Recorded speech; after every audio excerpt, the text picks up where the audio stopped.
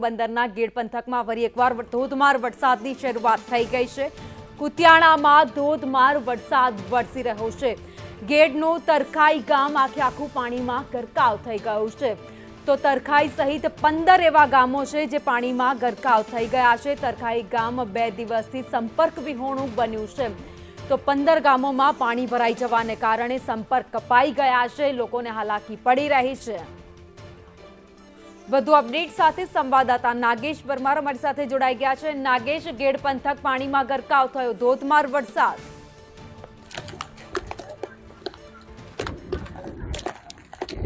જી ભાવિનીજી, આપને જણાવી દઉં છું કે સતત 2 દિવસથી ગેડ વિસ્તારની અંદર 3-4 ફૂટ જેટલું પાણી ભરાઈ ગયું છે। સમગ્ર વિસ્તાર છે, હું તમને બતાવીશ કે આ ગામનો આખો વિસ્તાર છે કે આખો વિસ્તાર પાણીમાં ગરકાવ થઈ ગયું છે।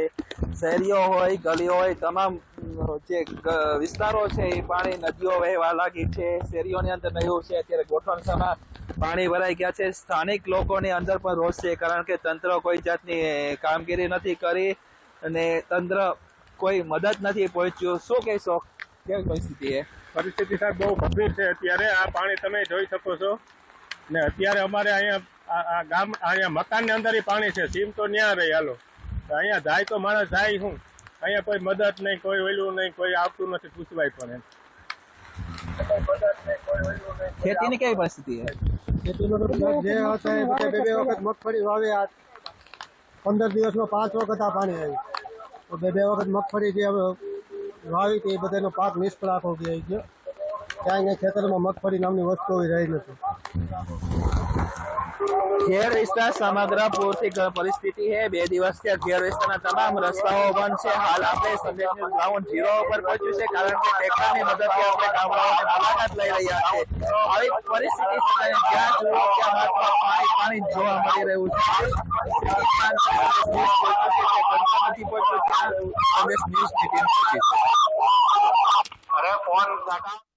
આભાર માહિતી માટે નાગેશ। આગળ પણ આપના પાસેથી અપડેટ લેતા રહીશું। તો તરખાઈ ગામના દ્રશ્યો, આકાશી નજારો તમે જોઈ રહ્યા છો। જ્યાં નજર જાય ત્યાં સુધી ગેડ પંથકમાં માત્ર પાણી જ પાણી દેખાઈ રહ્યું છે।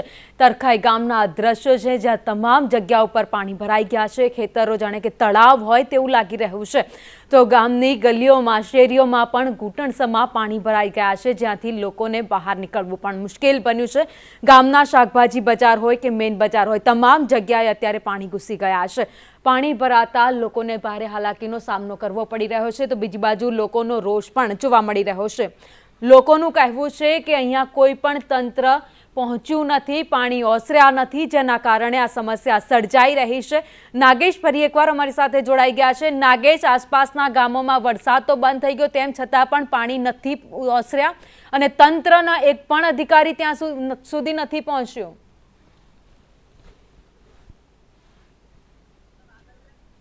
સુધી કોઈ તંત્ર પહોંચ્યું નથી। આપણે સંદેશ ન્યૂઝની ટીમ પહોંચી છે। સ્થાનિક લોકો સાથે કયું પાણી આવી રહ્યું છે? માટવા ડેમનું કેટલા દિવસથી આવ્યા? માટવા ડેમમાં આજે 17 દિવસમાં 5 વખત પૂર આવી ગયો અને જ્યારે ખેડૂતને પાણી જોઈએ છે ત્યારે ગાંધીનગરથી મંજૂરી લઈ આવો, રૂપિયા ભરીએ, એમસીએફસી કે ક્યુસેકના હિસાબે પાણી છોડવામાં આવે, ખેડૂતે નદી બાંધવાની, અને એ બધું જ્યારે ખેડૂતને જરૂર હોય ત્યારે પાણી મળતું નથી। અને નદી પાણીનો રિચાર્જ તરીકે, કાઢિયા તરીકે મેન એક જ નદી હોય અને એમાં 10 થી 12 ફૂટના 2 નાના બારા છે। એમાં 10 દરવાજાનું પાણી કઈ રીતે ડેમના પાણી જયારે દરવાજા ખોલવામાં આવે ત્યારે કાઢી શકે? તંત્ર પાસે શું આશા રાખો? તંત્ર પાસે સાહેબ તમે જોવો છો અત્યારે શું કરવું, શું ન કરવું। અને ડેમનું કોઈ સારી વ્યવસ્થા કરે અને કોઈ નદીઓ કોઈ પોળિયું કરે અથવા જો પાણી આવે। જો કે અમારો તો મોલ અત્યારે અમે ગણીએ ને તો 70% અમારી ખારીજ જમીન થઈ ગઈ છે। તમારો એક આભાર કે સંદેશ ન્યૂઝ અમારી મુલાકાત આવી, એ બધા ખૂબ ખૂબ આભાર છે અમારો। કોઈ તંત્ર અમને પૂછવા જ નથી આવતું સાહેબ। આ નદીઓ છે ને ખરેખર થોડી થઈ જાય તો સારું। કેટલા ફૂટ ઘરોમાં પાણી ભરાયા છે?